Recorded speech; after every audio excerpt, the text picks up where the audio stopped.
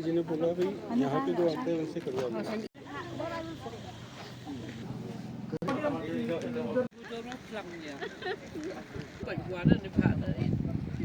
Aja news Pak Sampopra point report on Sisnam. Jadi mereka area batka production capacity jong mereka propose mines.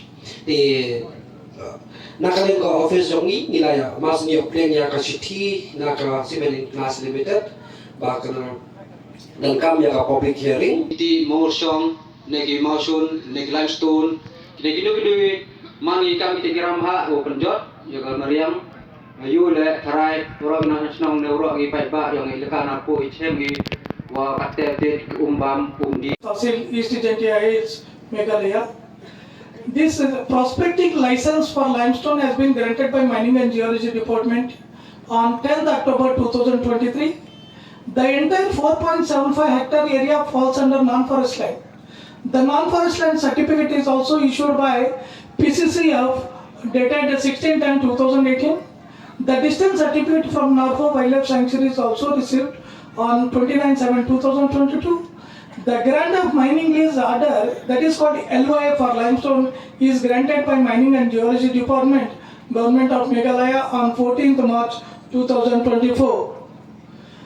Accordingly, the mining plan is also approved for the maximum production of 2,42,758.60 tons of limestone. Sarkar untuk isu ikan air mantau, maka pada isu no ikan kita yo pekrak no yo motion.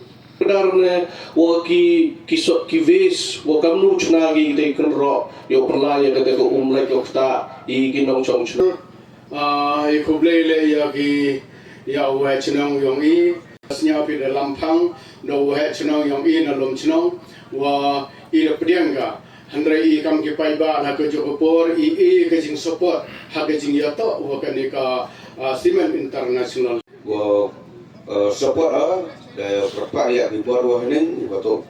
I would again, in addition to what Frankie Lalu has said, thank you to all the participants, you who are the stakeholders, citizens of this area.